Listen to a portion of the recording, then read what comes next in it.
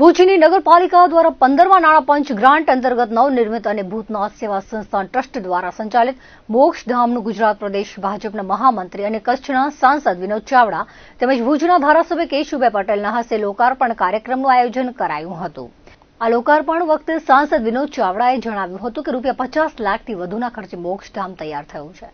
તેનું સંચાલન ભૂતનાથ મહાદેવ સંસ્થાન દ્વારા કરવામાં આવશે। નગરપાલિકાને અભિનંદન આપી આભારની લાગણી વ્યક્ત કરી હતી। ભુજ નગરપાલિકાના કારોબારી ચેરમેન માહિદીપસિંહ જાડેજાએ જણાવ્યું હતું કે આ સાર્વજનિક મોક્ષધામમાં અનેક સગવડો ઊભી કરવામાં આવી છે। લાકડા માટે મોટો શેડ, પીવાનું પાણી, બેસવા માટે બેન્ચ નથી, તે માટે સાંસદ ધારાસભ્ય દ્વારા જરૂર પડશે તો ગ્રાન્ટ ફાળવવામાં આવશે તેવી હૈયાધારણા આપી છે। અહીં નગરપાલિકા દ્વારા એક વ્યક્તિ રાખવામાં આવશે જેના નામ નંબરનો બોર્ડ મુકાશે। આ વેળા ભુજ નગર અધ્યક્ષા, સંસ્થાના વડા, નગરપાલિકાના ઉપપ્રમુખ, જિલ્લા ભાજપ ઉપપ્રમુખ, ભુજ શહેર ભાજપ પ્રમુખ ઉપરાંત નગર સેવકો, શહેરીજનો વગેરે બહોળી સંખ્યામાં હાજર રહ્યા હતા। ભુજની અંદર ભૂતનાથ મહાદેવ પાસે આજે જે સ્મશાન ગૃહ આવેલ છે, નગરપાલિકા દ્વારા તૈયાર કરવામાં આવેલ 50 લાખ રૂપિયાથી વધારે ખર્ચે આજે સ્મશાન ગૃહનું આજે અહીંયા ખુલ્લું મૂકવામાં આવ્યું છે। ભૂતનાથ મહાદેવ સંસ્થાન દ્વારા એનું સંચાલન કરવામાં આવશે।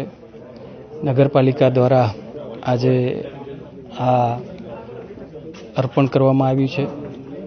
ધારાસભ્ય શ્રી આદરણીય શ્રી કેશુભાઈ પટેલ, નગરપતિ બેન શ્રી રશ્મિબેન, સંસ્થાના વડા ભાઈ શ્રી પરાક્રમસિંહજી જાડેજા અને સૌ લોકો ઉપસ્થિત રહ્યા હતા। સાર્વજનિક સ્મશાન ગૃહ અહીંયા જે પ્રકારે એક વ્યવસ્થા ઊભી કરવામાં આવી છે અને સંસ્થા એનું સરસ મજાનું સંચાલન પણ કરે છે। હું નગરપાલિકાને ખૂબ અભિનંદન આપું છું અને એમનો આભાર પણ માનું છું।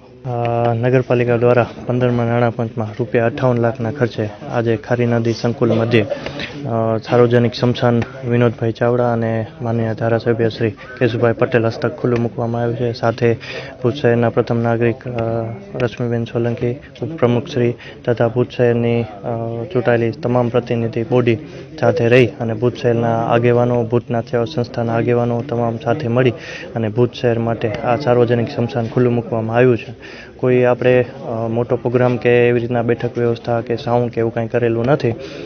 ભુજ શહેર માટે માત્ર સ્મશાન છે એટલે ખાસ કરીને ભુજ શહેર માટે ખુલ્લું મૂકવામાં આવેલું છે અને આ તમામ જે સ્મશાનની વ્યવસ્થા છે કે સંભાળ છે એ તમામ ભૂતનાથ સેવા સંસ્થા કરશે અને એક નગરપાલિકા દ્વારા એક વ્યક્તિને પણ અહીં મૂકવામાં આવશે, એના નામ નંબર પણ અહીં રાખવામાં આવશે અને જેથી કોઈ પણ અહીંયા ડેડ બોડી લઈને આવે એમને કાંઈ પણ દહન માટેની પ્રક્રિયા, સાધન સામગ્રી માટે કાંઈ પણ જોતી હોય તો એ ભાઈનો કોન્ટેક્ટ કરી અને એ વસ્તુ એમની પાસેથી મેળવી શકે। આવનારા સમયની અંદર અત્યારે લાકડા રાખવા માટે આપણે બારે ખુલ્લામાં વ્યવસ્થા રાખેલી છે, તો માનનીય શ્રી વિનોદભાઈ ચાવડા અને કેશુભાઈ એ આપણને કીધેલું છે કે અમારી ગ્રાન્ટની જરૂર પડે તો અમે ગ્રાન્ટ ફાળવશું અને અહીંયા લાકડા માટે મોટો સ્ટોરેજ બનાવવામાં આવે તથા અહીંયા પાણી માટે, પીવા માટે પાણીની વ્યવસ્થા ઊભી કરવામાં આવે અને અહીંયા બેઠક વ્યવસ્થા સારી કરવામાં આવે। તેના માટે ભારતીય જનતા પાર્ટી પ્રયત્નશીલ રહેશે।